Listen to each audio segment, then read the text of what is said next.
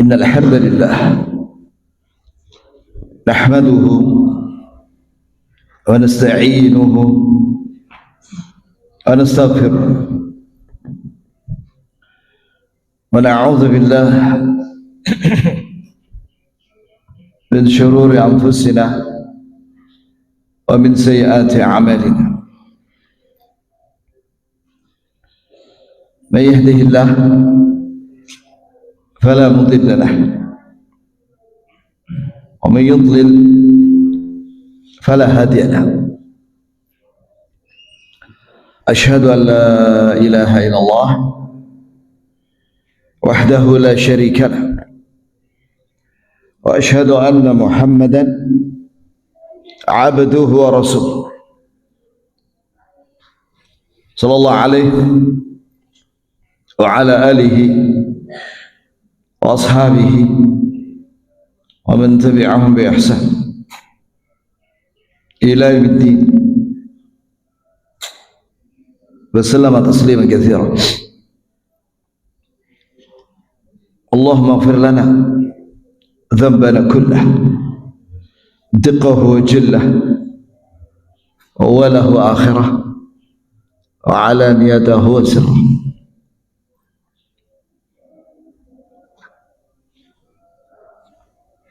اللهم إنا نسألك علما نافعا ورزقا طيبا وحلالا وعملا صالحا متقبلا.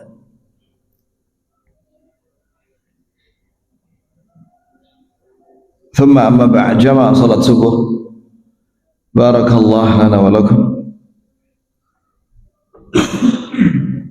Tema kita adalah ar-rizqu fi dhawil kitab wa sunnah. Rezeki menurut pandangan Al-Quran dan Sunnah.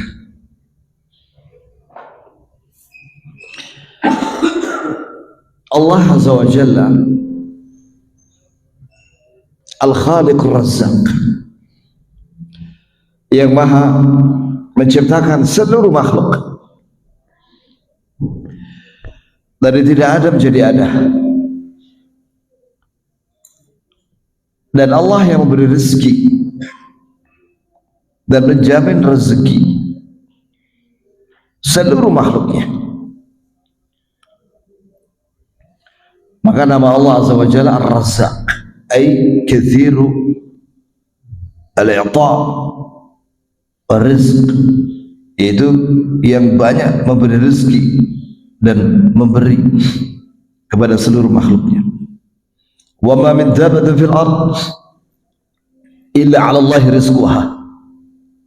Tidak ada satupun makhluk yang bergerak di bumi, apakah itu manusia, apakah itu jin, apakah itu hewan, kecuali sudah dijamin rezekinya oleh Allah. Wa ma min dabbatin fil ard illa 'ala Allahi rizquha. Tidak ada satupun makhluk yang berjalan di bumi kecuali sudah dijamin rezekinya.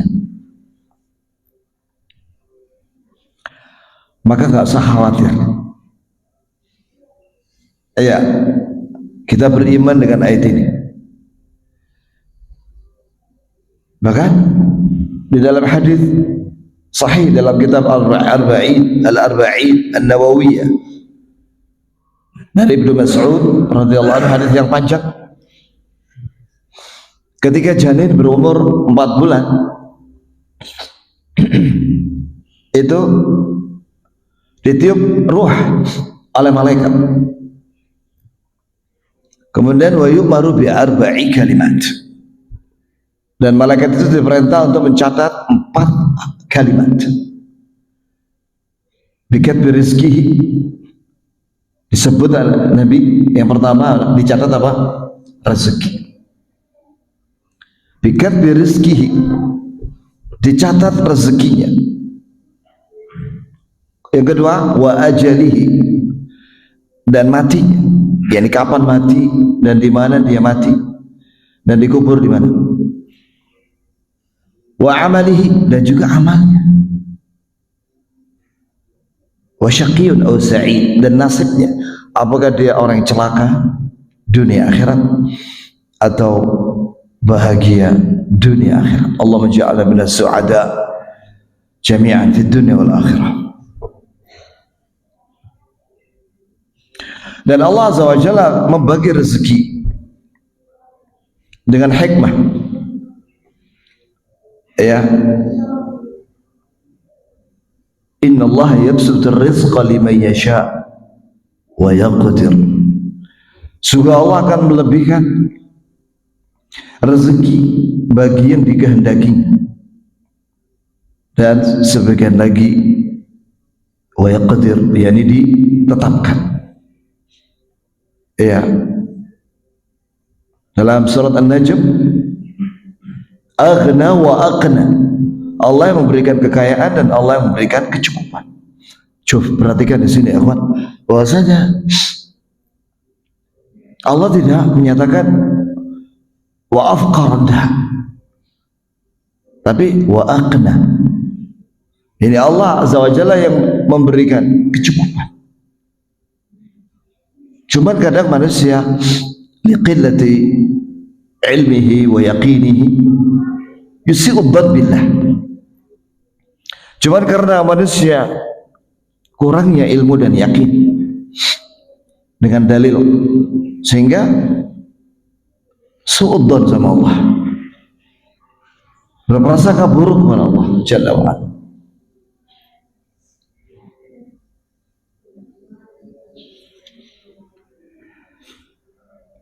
Apalagi bab ini penting ya kalau di zaman sekarang ini, karena manusia liqillatil yaqin wal iman yaj'alid dunya akbar hammi, menjadikan dunia ini sebesar-besar cita-cita, sehingga dia akan mengumpulkan harta dalam tanda petik ya. Karena menurut kebanyakan manusia rezeki itu harta saja, dengan segala cara, apakah dengan cara yang syar'i atau yang tidak syar'i. Buktinya apa? Tidak syar'i, antum cek aja di internet, klik profesi yang haram yang dianggap biasa di zaman sekarang. Setelah muncul, klik gambar, maka di situ akan muncul poster kurang lebih 30 profesi di zaman sekarang ini yang orang menganggap bahwa itu halal, padahal haram. Minum dulu ya.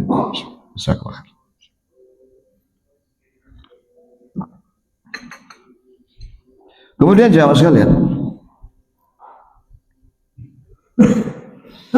kurang lebih ada 30 di situ ya, profesi yang haram,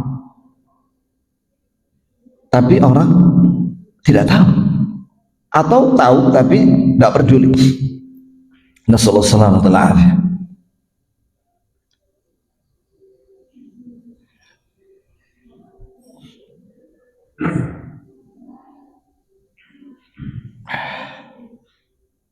Kita semua pasti berusaha untuk mengambil sebab-sebab rezeki yang nanti akan kita sampaikan sebab-sebab rezeki itu.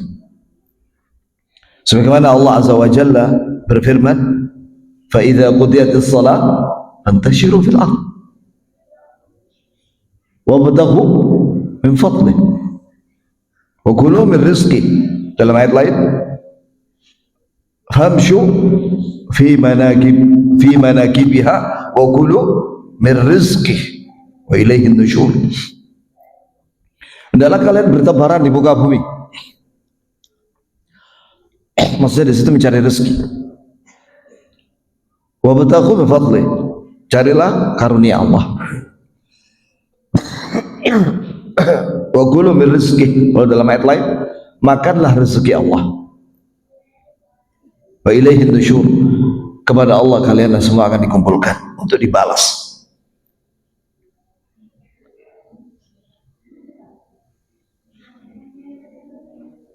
Ya,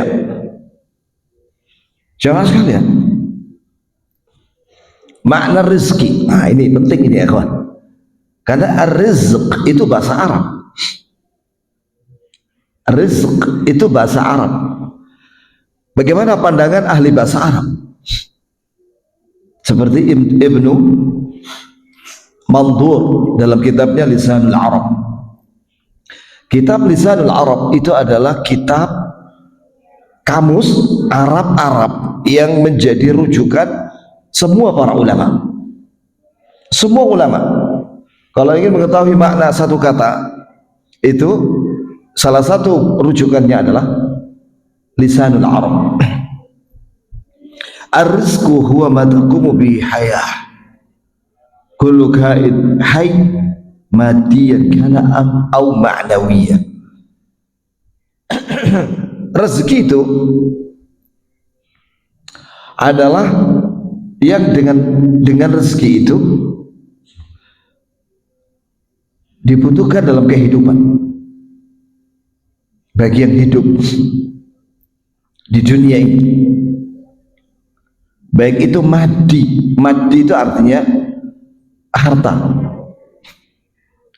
Harta itu ya semua yang ada di dunia ini, apakah itu uang, apakah itu makanan, minuman, pakaian, tempat tinggal, kendaraan, apakah itu pekerjaan, apakah itu istri, suami, anak, jabatan, itu maddi, materi. Atau rezeki berupa maknawi. Seperti apa? yakni seperti Islam, iman,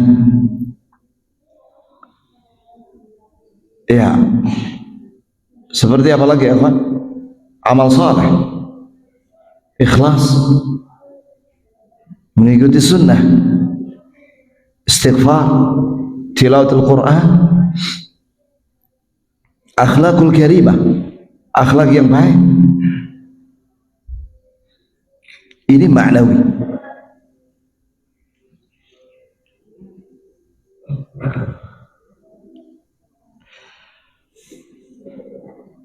Apa yang disampaikan oleh Ibnu Mandur dalam kitab Lisanul Arab itu juga disebutkan dengan istilah yang berbeda oleh Ibnu Qayyim dalam kitabnya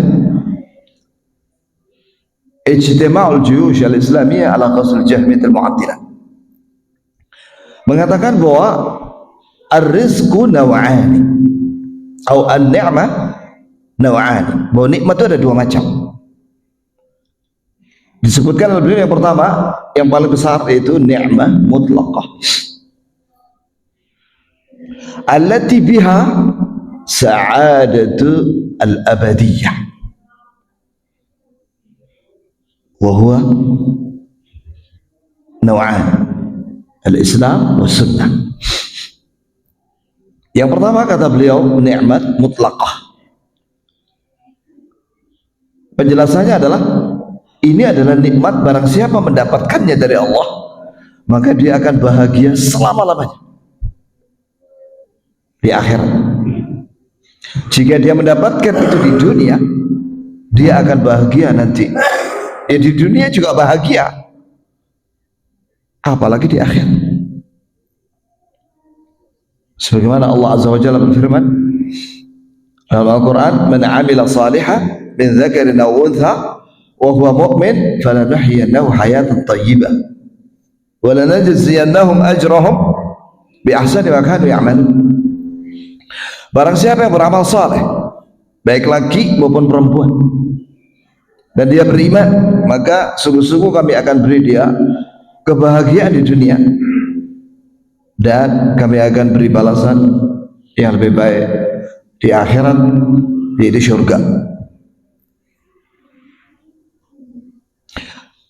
Kemudian Ibnu Qayyim menyebutkan bahwa nikmat mutlaqah itu ada dua, dirangkum menjadi dua. Yang pertama tauhid atau Islam, yakni dia tidak kafir, dia tidak non Islam, jadi dia Muslim beragama Islam, dilapangkan hatinya menerima Islam, tidak kafir, tidak mendustakan. Yang kedua sunnah, dia mendapatkan nikmat sunnah, ya ini dia tidak melakukan bid'ah dan kesesatan, jadi dia berpegang kepada petunjuk Nabi Muhammad SAW dan bersatu di atas sunnah. Itu yang dimaksud dengan ahlus sunnah wal jamaah.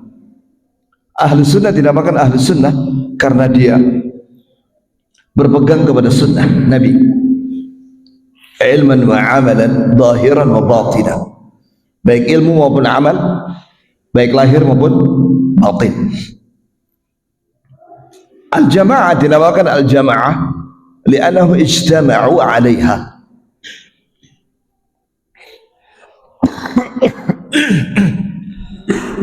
karena dia bersatu di atas sunnah. Yakni dia bukan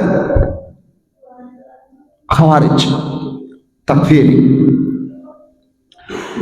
dia bukan syiah, dia bukan qadariyah, jabriyah, dia bukan mu'tazilah, dia bukan asy'ariyah, maturidiyah. Begitu ya kawan. Jadi dia ahlus sunnah, yang dengan itu dia akan bahagia selama-lamanya. Yang kedua, kata Ibnu Qayyim, ni'mah muqayyadah. Ni'mah muqayyadah ini maksudnya adalah ni'mah dunyawiyah, madiyah, yaitu materi. Kenapa dinamakan muqayyadah? Sebab itu hanya untuk di dunia saja. Tapi dia kalau tidak mendapatkan nikmat mutlaqah, maka dia tidak akan bahagia setelah mati. Mungkin dia sedikit, ya, akan berbahagia dengan apa? Harta itu. Nampaknya di luar kelihatannya bahagia, karena hati bahagia itu dalam hati. Jangan sekali. Tapi kita nggak tahu hatinya orang itu. Karena ada juga orang kaya tapi tidak bahagia. Buktinya dia apa? Bunuh diri dengan berbagai macam cara.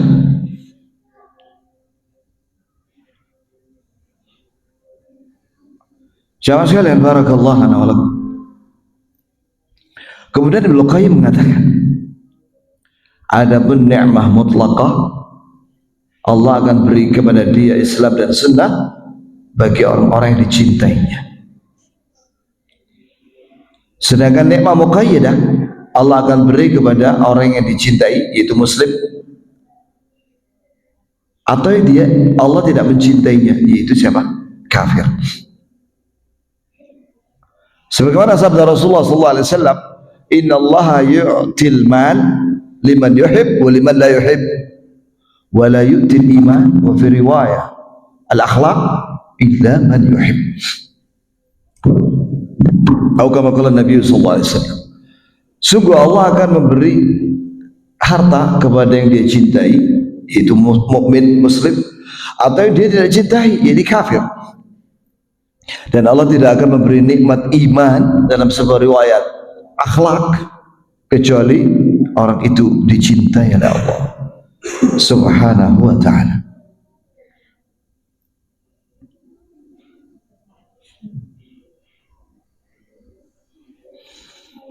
Kata Syekh Muhammad bin Shalih Al-Utsaimin mengatakan begini, ar-rizqu naw'an. Rezeki itu ada dua. Yang pertama, ma yantafi'u bil insan, ma yaqumu bihil badan. Rezeki yang pertama yang itu berkaitan dengan badan, yaitu makan, minum, pakaian, tempat tinggal, dan kendaraan atau yang semisalnya. Yang kedua, rizqun yaqumu bihiddi, yang kadang beliau sebut rizqul qalb, yaitu rezeki yang berkaitan dengan agama, yang beliau sebut rezeki hati, yaitu al-ilmu wal iman, yaitu ilmu dan iman. Hampir sama penjelasan tiga ulama itu, hampir sama, tapi ada komentar tambahan dari Syekh Muhammad bin Shalih Al-Utsaimin, wa rizqul qalbi a'dham min rizqi al-badan. Rezeki hati yang ada dalam hati berupa Islam, iman, sunnah, ikhlas, cinta, takut, keyakinan yang benar, dan amal saleh, itu lebih besar daripada rezeki badan. Mengapa? Kata beliau, karena rezeki yang diberi, yang itu berkaitan dengan badan manusia, seperti makan, minum, yazul, akan lenyap. Apakah rezeki itu, harta itu akan meninggalkannya? Itu rezeki itu berpindah tangan, atau dia meninggalkan rezeki itu, mati? Apakah orang-orang yang mati itu membawa rumahnya? Ya. Atau pernah lihat ada orang Islam mati, rumahnya dibawa? Nah, dipikul begitu, dimasukin di liang kubur. Nah, begitu pula, apakah ada orang Islam membawa uangnya? Nah, diminta sama ahli waris. Buat apa itu uang dikubur? Gak ada manfaatnya. Sudah berpindah kepemilikan, miliknya ahli waris. Tapi rizqul qalbi baqi, rezeki yang ada dalam hati, yaitu Islam, iman, amal saleh, itu kekal. Sama dengan penjelasan dari Syekh Ibnu Qayyim rahimahullah.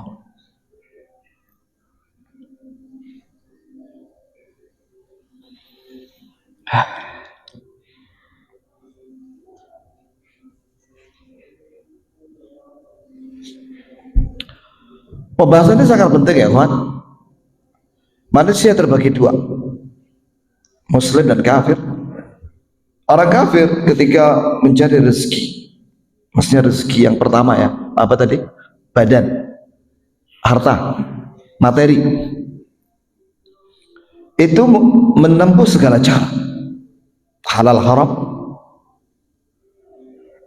riba, mencuri, menyuap, makan harta orang lain tanpa hak, mendolimi manusia, bahkan pikirannya hanya dunia.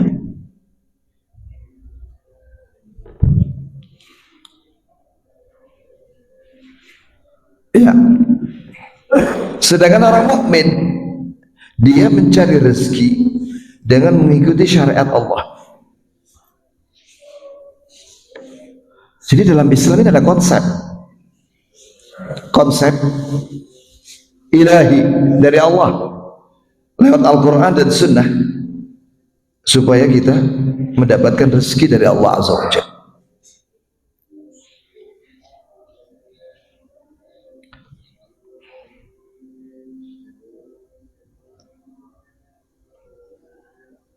Kemudian jamaah sekalian, sebelum kita membahas sebab-sebab bahwa rezeki Allah Azza wa Jalla itu ada dua. Nah, ini beda lagi nih ya. Ini dalam berkaitan dengan mencari. Nanti baru setelah itu sebab-sebabnya. Ada yang namanya ar-rizqu wa talib. Yani talibul abd. Rezeki itu yang mencari hamba. mendatangi hamba. Ini sesuai dengan hadis, yakni al-ajalu asyaddu talaban lil 'abd min ar-rizqi. Ajal terbalik, rezeki lebih cepat mendatangi pemiliknya daripada kematian. Itu sabda Nabi sallallahu alaihi wasallam. Atau kama qala. Contohnya apa? Yani ada orang tidak melakukan susah payah tapi rezeki datang. Contohnya apa ya kan? Warisan. Misalnya ada seorang memiliki orang tua, dia tajir, pedagang besar. Ketika ayahnya meninggal, dia mendapatkan warisan yang besar tanpa disusah payah, dibagi dengan ilmu waris, dia mendapatkan harta yang begitu. Ada kan ya orang seperti itu ya Pak? Ada lah, tanpa susah payah dia dapat. Atau kadang rezeki itu diberi dalam bentuk hadiah.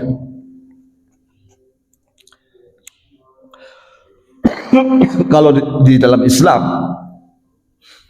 itu hadiah dari Baitul Mal. Kalau di Qatar ya, Qatar atau di Emirat, itu setiap tahun kan ada hari kemerdekaan atau hari taksis, hari berdirinya negara. Maka raja atau amir itu mendata orang-orang yang memiliki utang, warga negara asli ya, yang memiliki KTP asli Emirat atau Qatar, didata. Bagi yang punya utang bebas, lunas. Siapa yang bayar? Negara.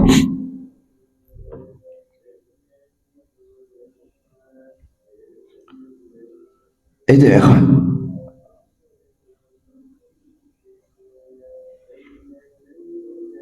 Contoh rezeki yang sekarang ini masyhur di Indonesia.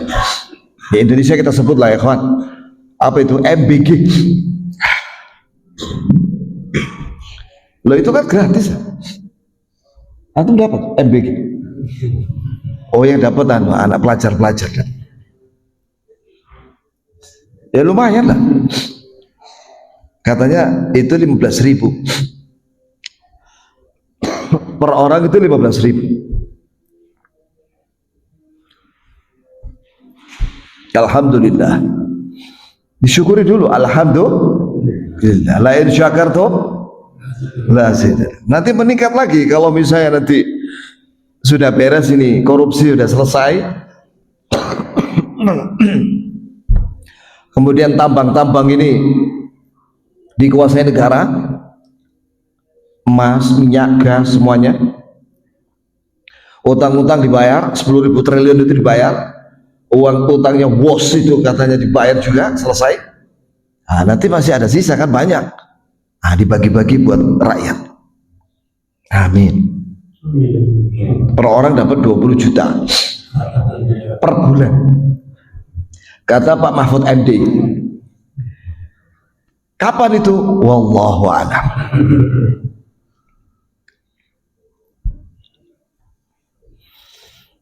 Sebenarnya kita itu ada istilah subsidi ya kawan. Antum tahu ya? Yang tahu ya tahu, ya nggak tahu nggak tahu. Subsidi, Pertalite itu subsidi. Ada bantuan dari pemerintah, wallahu a'lam.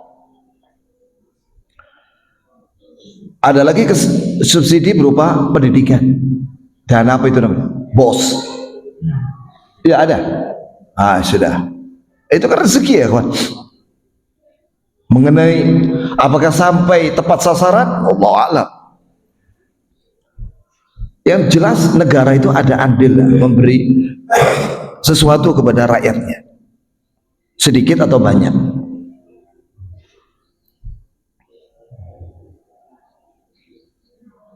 Yang kedua, al-'abdu wa talib, ay talib rizq. Hamba itu yang mencari rezeki.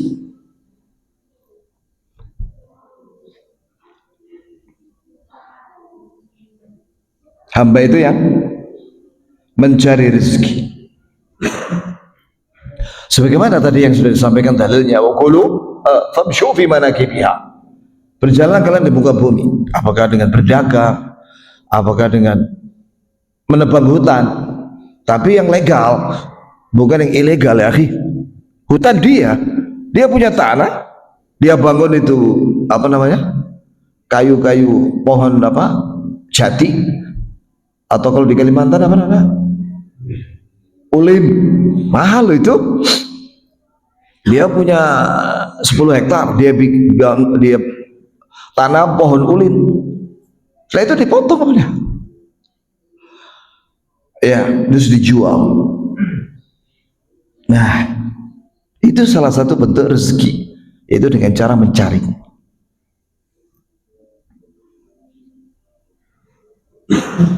Dan itu semua ditakdirkan oleh Allah Subhanahu wa taala.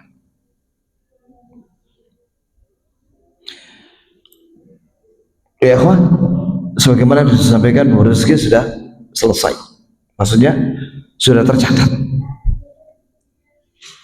Qabla an yakhluqa samawati wal ardi 50,000 sana. Sudah rampung catatan takdir, termasuk di dalamnya rezeki setiap orang. Sebelum Allah Ta'ala menciptakan langit dan bumi 50.000 tahun sebelumnya. Apa manfaat meyakini takdir ini? Ya tenang kita, alhamdulillah. Gak usah sumpah dengan rezeki, karena Allah sudah jamin, karena Allah sudah menetapkan setiap orang akan dapat rezeki di dunia ini. Orang kafir aja dapat, apalagi orang yang dicintai oleh Allah Subhanahu wa taala. Nah, kemudian jamaah sekalian, sekarang ini bab yang sangat penting di sini, yaitu ridha dan menerima apa yang Allah bagi.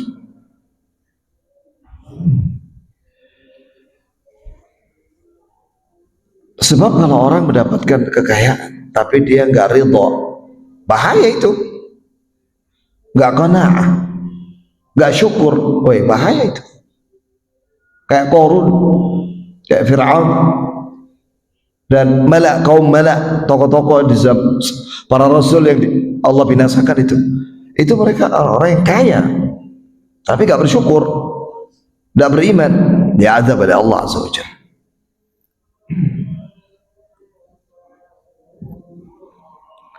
Nah sekarang jamaah sekalian, sebab itu ada dua, ada sebab ma'nawiyah mendapatkan rezeki itu, ada sebab madiyah. Kita dahulukan yang madiyah. Madiyah itu sebab-sebab materi atau sebab-sebab yang nampak oleh mata, yang dilakukan dengan gerak.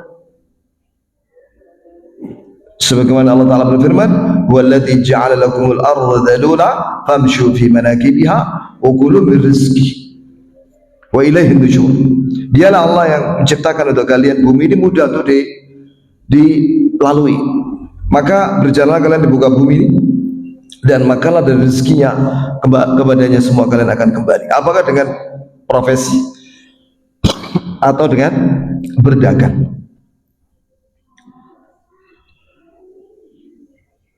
Dahulu Nabi Adam alaihissalam, kata Ibn Abbas, petani. Ya kawan, Nabi Adam itu petani. Yang sampai sekarang para orang-orang kaya dunia itu sekarang membeli banyak tanah-tanah untuk bercocok tanam. Iya. Karena yang namanya tanah tidak akan habis, ditanami terus, tumbuh lagi, ya kan? Kemudian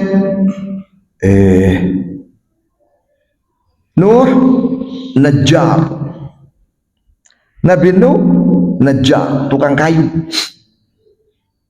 tukang kayu. Idris Khayyam alaihissalam.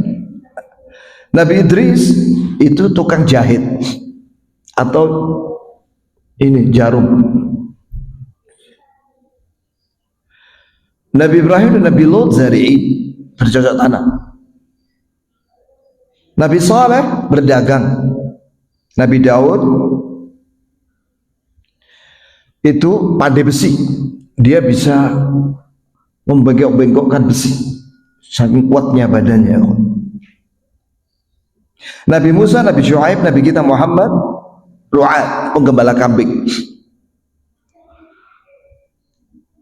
Adapun sebab ma'nawiyah, nah, ini menurut Al-Quran dan Sunnah, yang pertama istighfar. Sebagaimana Allah Ta'ala berfirman, فَقُلْتُ اسْتَغْفِرُوا رَبَّكُمْ إِنَّهُ كَانَ غَفَّارًا يُرْسِلِ السَّمَاءَ عَلَيْكُمْ مِدْرَارًا وَيُمْدِدْكُمْ بِأَمْوَالٍ وَبَنِينَ وَيَجْعَلْ لَكُمْ جَنَّاتٍ وَيَجْعَلْ لَكُمْ أَنْهَارًا. Artinya, aku berkata kepada Nabi Nuh berkata kepada kaumnya, hendaklah kalian minta ampun kepada Allah. Maka jika kalian minta ampun, Allah itu Maha Pengampun, dan Allah akan beri kepada kalian air hujan yang penuh berkah, dan Allah tambahkan harta dan anak, dan Allah beri kepada kalian kebun dan sungai. Maka sering orang melalaikan ini sebab ma'nawiyah ini. Rezeki itu bukan hanya dalam bentuk uang, ya kawan. Rezeki itu bisa berupa keselamatan, keindahan. Rezeki bisa berupa akhlak yang baik. Rezeki berupa keluarga yang saleh, salehah. Rezeki bisa berupa tetangga yang baik, ya. Dan yang penting lagi, dijauhkan dari musibah. Orang yang banyak istighfar tidak akan diazab oleh Allah. Wa ma kana Allah liyu'adzibu wa anta fihim wa ma kana Allah mu'adziban wa hum yastaghfirun. Allah tidak akan menyiksa mereka selama engkau ada di sisi mereka, wahai Nabi, dan Allah tidak akan menyiksa mereka selama mereka minta ampun. Yang kedua, infak sabilillah, dalam ketaatan kepada Allah. Wa ma anfaqtum min syai' fa huwa yukhlifuh wa huwa khairur raziqin. Surat Saba ayat 39. Apa yang kalian infakkan dari sesuatu, yakni harta, Allah akan ganti. Infak, baik yang zakat atau sedekah sunnah, dan dia sebaik-baik yang memberi rezeki. Dalam hadis, setiap pagi malaikat itu ada 2 malaikat turun dan berdoa, Allahumma ati munfiqan khalafa, ya Allah berilah ganti kepada orang yang berinfak. Dan itu yang satunya Allahumma ati mumsikan talafa, ya Allah jadikan orang yang tidak mau bayar zakat, tidak mau infak, lenyapkan hartanya. Jadi infak salah satu sebab rezeki.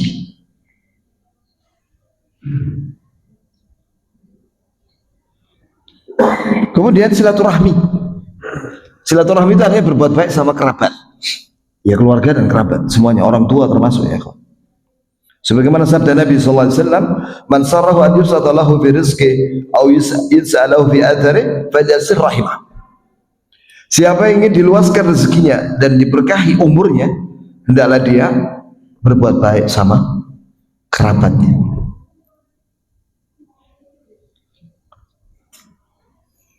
Kemudian takwa Allah, melaksanakan perintah Allah dan menjauhi larangan, baik sendirian maupun di depan orang. Wa may yattaqillaha yaj'al lahu makhraja wa yarzuqhu min haitsu la yahtasib. Barang siapa yang bertakwa kepada Allah, Allah akan beri dia solusi dari segala kesulitan, dan Allah akan beri dia rezeki dari arah yang dia tidak sangka-sangka.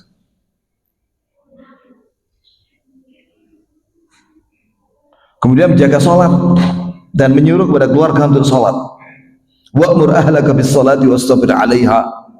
La nas'aluka rizqa, nahnu narzuquk wal 'aqibatu littaqwa. Perintahkanlah keluargamu untuk salat, istri dan anak-anakmu, untuk sholat, dan sabarlah menyuruh sholat. Kami tidak minta rezeki kepada kalian, kami akan memberi rezeki kepada kalian. Di sini setelah Allah memberitakan tentang sholat, Allah menjanjikan rezeki. Yang berikutnya berdoa. Ya, itu ya kawan. Sebab Allah berjanji untuk mengabulkan doa. Jangan sekali-kali mengatakan aku sudah berdoa tapi gak dikabulkan. Itu di dalam kalimat itu ada dua keburukan. Yang pertama, isti'jal, tergesa-gesa dia. Dan yang kedua, apa itu? Su'udon. Kenapa su'udon? Karena orang kalau mengatakan aku sudah berdoa tapi gak dikabulkan, dia su'udon, bahwa dia tidak tahu bahwasanya Allah memberi kepada hamba ketika dia berdoa itu ada tiga. Yang pertama, Allah akan beri apa yang dia mau, yang dia minta, ya. Yang kedua, Allah akan jauhkan dia dari banyak musibah. Semakin banyak dia berdoa, semakin banyak musibah yang dijauhkan. Dan yang ketiga, Allah akan tinggikan derajatnya di surga. Yani ketika dia membaca buku catatan amalnya, dia banyak berdoa tiap hari kan, ternyata itu ada pahalanya semuanya, dan dia menikmati itu di surga. Yang kalau dibandingkan dengan apa yang dia minta di dunia, maka apa yang ada di surga gak bisa dibandingkan dengan dunia. Jauh lebih nikmat di surga. Maka jangan sekali-kali kita seudon. Apa kata Rasulullah SAW? Inna Allah hayyun karim yastahi min abdihi idza rafa'a yadihi ilaihi thumma yurudduhuma sifra. Sungguh Allah itu maha malu dan maha pemurah, malu pada hambanya yang mengangkat kedua tangannya begini berdoa dan dia tidak mendapatkan apa-apa. Yani Allah akan kasih, minimal dia dapat pahala ketika berdoa itu, ya kan? Dapat pahala, apalagi diberi apa yang dia minta dan dijauhkan dari musibah. Semakin banyak ya semakin banyak Allah kasih, semakin banyak dijauhkan dari bencana dan musibah dan keburukan, dan semakin besar pahalanya dan tinggi derajat.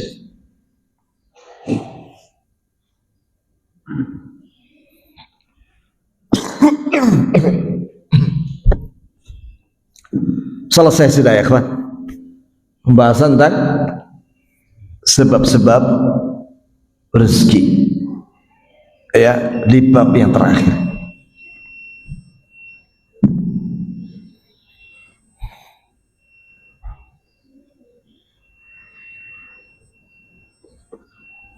Jadi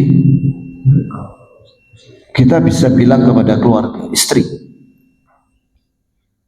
bantulah aku untuk mendapatkan rezeki dari Allah. Gimana caranya?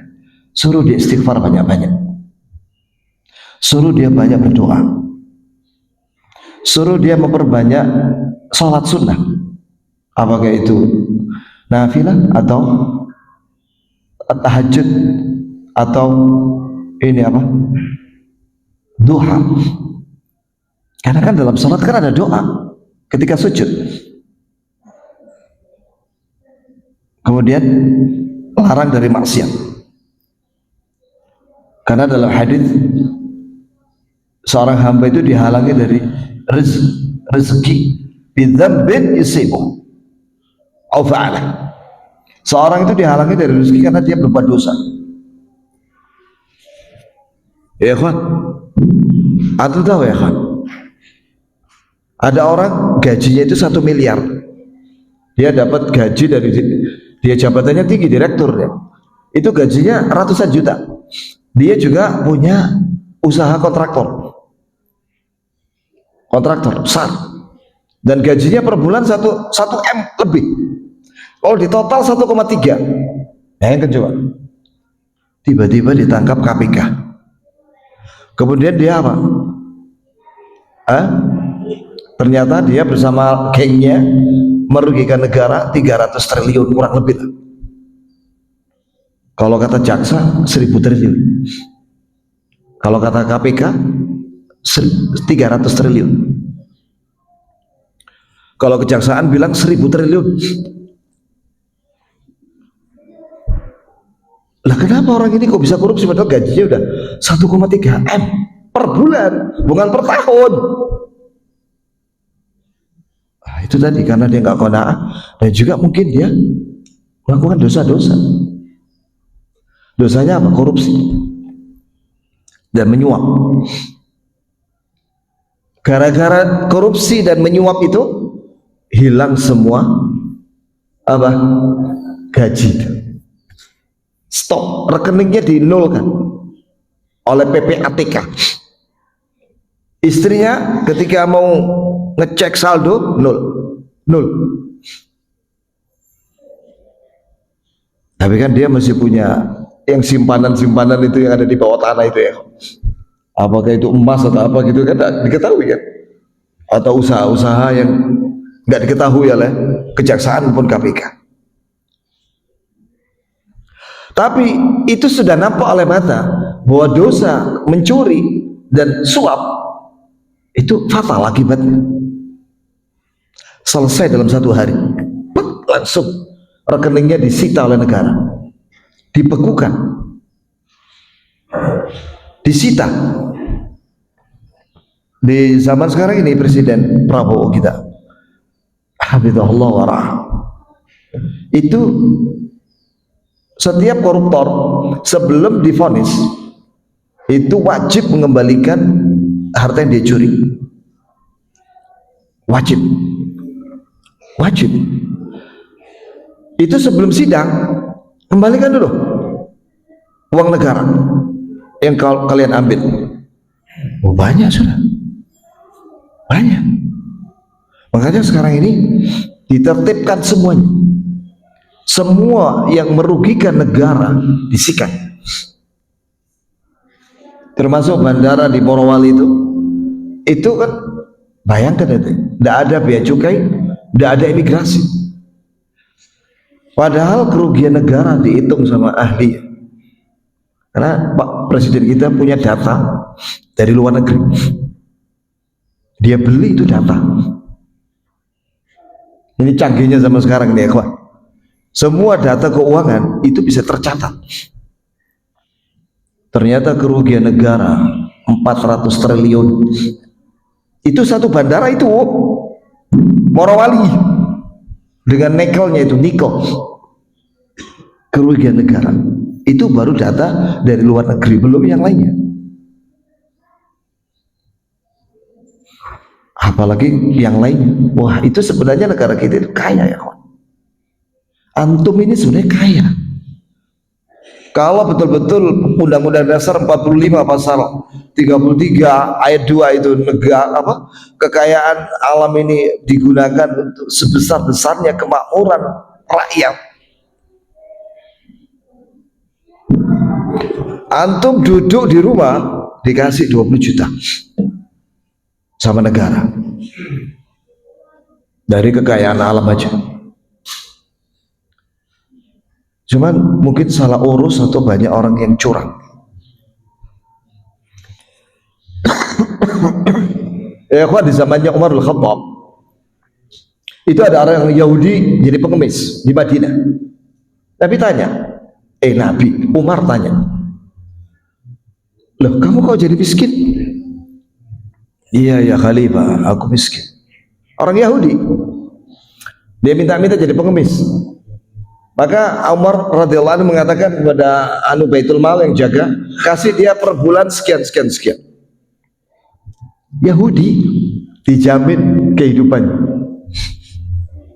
dalam Islam. Harapannya apa? Supaya dia masuk Islam. Berhak dapat. Apalagi orang Islam.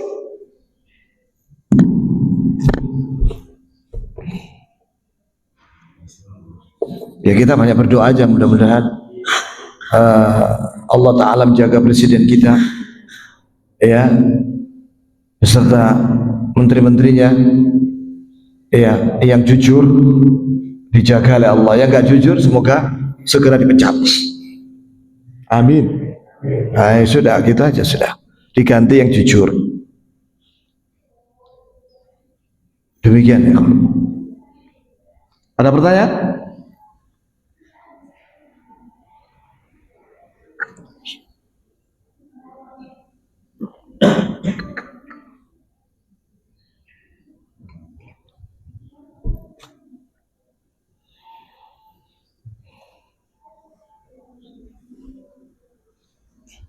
Kalau tidak ada kita tutup ya dengan kafaratul majlis. Subhanakallahumma bihamdik asyhadu an la ilaha illa anta astaghfiruka wa atubu ilaik. Kita doa dulu. Allahumma inna nas'aluka bisari asma'ikal husna wa sifatikal ula wa bi annaka anta Allah la ilaha illa anta al-ahad as-samad alladzi lam yalid wa lam yulad wa lam yakul lahu kufuwan ahad. Allahumma ighfir lana dhanbana kullahu diqqahu wa jillahu wa awwalahu wa akhirahu wa alaniyatahu wa sirrahu. اللهم اغفر لنا ما قدمنا وما أخرنا وما أسررنا وما أعلنا وما أسرفنا وما أنت أعلم به منا. أنت المقدم وأنت المؤخر لا إله إلا أنت. اللهم ربنا ظلمنا أنفسنا وإن لم تغفر لنا وترحمنا لنكونن من الخاسرين. اللهم اغفر لنا ولوالدينا ولأجدادنا وجداتنا من المسلمين والمسلمات ولأهل بيتنا ولذرياتنا ولأقربائنا الأحياء منهم والأموات ولمن لهم حقوق علينا وللمسلمين والمسلمات والمؤمنين والمؤمنات الأحياء منهم والأموات. اللهم ارزقنا علما نافعا ورزقا طيبا وعملا متقبلا. اللهم إنا نعوذ بك من الفقر والفاقة والقلة والذلة ونعوذ بك من أن نظلم أو نظلم. اللهم إنا نسألك الهدى والتقى والعفاف والغنى والعفو والعافية في ديننا ودنيانا وأهلنا وأموالنا. اللهم استر عوراتنا وآمن روعاتنا. اللهم إنا نسألك اليقين والعفو والعافية والمعافاة في الدنيا والآخرة. اللهم إنا نسألك الثبات في الأمر والعزيمة على الرشد ونسألك موجبات رحمتك وعزائم مغفرتك ونسألك شكر نعمتك وحسن عبادتك. اللهم إنا نسألك قلبا سليما ولسانا صادقا. اللهم إنا نسألك من خير ما تعلم ونعوذ بك من شر ما تعلم ونستغفرك لما تعلم إنك أنت علام الغيوب. ربنا آتنا في الدنيا حسنة وفي الآخرة حسنة وقنا عذاب النار. آمين. وصلى الله وسلم على نبينا محمد وعلى آله وصحبه وسلم وآخر دعوانا الحمد لله رب العالمين. السلام عليكم ورحمة الله.